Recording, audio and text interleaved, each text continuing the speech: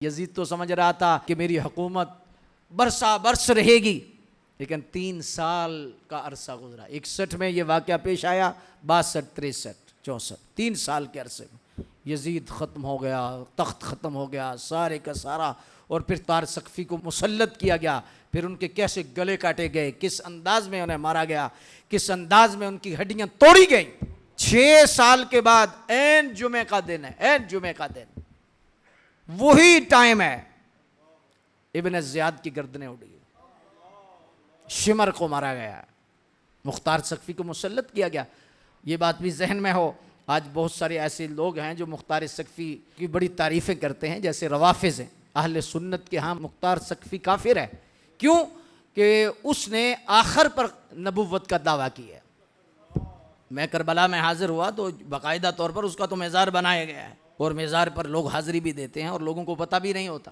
لیکن مختار سقفی کے بارے میں جو نظریہ صحیح ہے وہ یہ ہے کہ وہ آخر پر اس نے نبوت کا دعویٰ کیا اور وہ جہنمی ہوا، تو لوگ اس کی تعریفیں کرتے ہیں اور اس انداز میں جاتے ہیں۔ تو بعض ایسے رافضی قسم کے لوگ آج بھی پاکستان سے بھی اس کی قبر پہ جاتے ہیں، جیسے خمینی کی قبر پہ جاتے ہیں، اس طرح کی قبر جاتے ہیں، اور ان کی قبروں پہ جانے سے بڑے ڈالر ملتے ہیں، ہاں بڑے بڑے وظیفے ملتے ہیں۔ اسی لیے پیر آج اس لیے گمراہ ہو رہے ہیں، اور اسی لیے یہ سارے مسئلے ہو رہے ہیں، ساری کی ساری، یہ کوئی چھوٹی باتیں تو نہیں ہیں، پیسہ ہو بس چاہے کیسا ہو، اسی لیے تو مسلک بھی دو پہ لگ گیا، سارے معاملات جو ہیں بیڑا غرق کر رہے ہیں۔ تو بہرحال یہ ہے کہ مختار سقفی کو مسلط کیا گیا، اس سے کام لیا گیا۔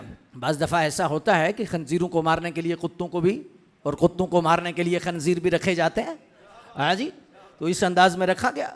لیکن خلاصہ کلام یہ ہے، ظلم کبھی نہ کرنا۔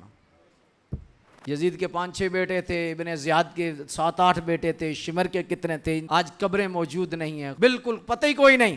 لیکن آج کربلا معلیٰ جو امام علی مقام رضی اللہ تعالیٰ عنہ کے جو، بلکہ میں تو اکثر یہ کہتا ہوں، حضرت امام علی مقام رضی اللہ تعالیٰ عنہ کی ذات گرامی کے ایک ہی شہزادے کربلا میں بچے تھے نا، یعنی امام زین العابدین جو کربلا کے انداز میں تھے، اور قیامت تک پھر امام علی مقام کی نسل جو ہے وہ سورج کی طرح اور ستاروں کی طرح چمکتی رہے گی، اور یزید کا خاتمہ ہوا، اس کے ظلم کا خاتمہ ہوا، اور قیامت تک عبرت کا نشان بن گیا۔